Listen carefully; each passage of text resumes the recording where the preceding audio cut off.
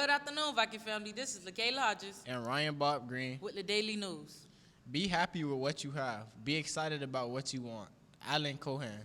And now for a moment in Black history. But what if it were against the law for you to read? Well, in American history during slavery, African Americans were not allowed to read. It was against the law for slaves to read, or even have someone teach them how to read. This is where the next person in African American history I want to talk about stood up as a leader and an abolitionist. An abolitionist is someone who wanted slavery to be stopped, and they spoke out against people who used African Americans as slaves.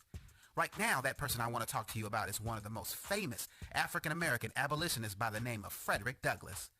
Known as the most recognized African American leader before the Civil War, Frederick Douglass was born a slave. He never knew his father and was separated from his mother earlier in life. This is where as a slave he moved from plantation to plantation until one slave owner's wife helped him learn the basics of reading. Now, like I said before, at that time, teaching slaves to read was against the law, and when her husband found out, he stopped her from teaching Frederick. Although he didn't have a teacher, Frederick was still smart. Frederick wouldn't be stopped in growing and learning how to read.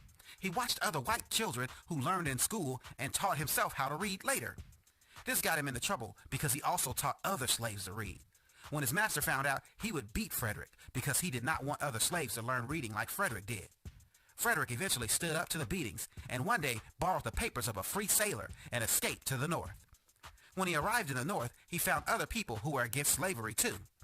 Like I talked about in the beginning, these people were called abolitionists. Frederick was really good at talking and speaking in front of people, and when he told the abolitionists about how he was treated as a slave, Frederick impressed them. Frederick later wrote a biography about his life. The biography told about everything that he went through in life. Many people read Frederick's biography, but this put him in danger because he was afraid that his master from the South would come to the North and capture him knowing he had escaped. This caused Frederick to escape to Britain. He would return years later once he had made enough money to purchase his freedom. Upon arriving back, Frederick spoke out during the Civil War. When it came to Frederick Douglass, he had respect all the way to the White House. Think about it like this. The president today is Barack Obama. Wouldn't it be cool if you could talk to Obama and he would listen to you? Well, Frederick Douglass had the ear of another famous president who would listen to him. That's right, Frederick Douglass gave advice to President Abraham Lincoln. Frederick convinced Lincoln to give more weapons to African Americans to help fight with the Union soldiers in the Civil War. Now, being a great leader in history, Frederick spoke out against the poor treatment of African Americans in the United States. Many looked at Frederick's life and thought, why didn't he just escape slavery and live out his days in peace as a free man? But that wasn't in the cards for Frederick. This was something that he knew he couldn't do and was not acceptable to just go out and live a free life while others were being treated poorly. So for standing up and speaking out against slavery and the poor treatment of African Americans, Frederick Douglass will always be one of the greats in African American history. Attention seniors. Senior picnic is coming up. It's only $45 to go. See Ms. C. Ross in the attendance office for more information. Denidra and Rashad Johnson Best All-Around Excellence Award is offering a $1,000 scholarship to a deserving student. Must have at least a 3.0 GPA and one college acceptance letter. Deadline to apply is March 31st, 2020. See Ms. C. Ross in the attendance office for more details. Attention all juniors and seniors. If you would like to retake the biology, geometry, or the U.S. History EOC to earn a scholar designation diploma, please see Ms. Wilson by tomorrow to sign up for the assessment. Attention future Rattlers. The FAMU 2020 Spring Preview is approaching. Meet with Director of Admissions, Deans, Professors, Athletic Coaches, and more. Need more info? See Ms. C. Ross in the attendance office. Sunday, March 1st, there will be a Special Olympics track meet and field event from 8 a.m. to 4 p.m. 8 community service hours are awarded for volunteers.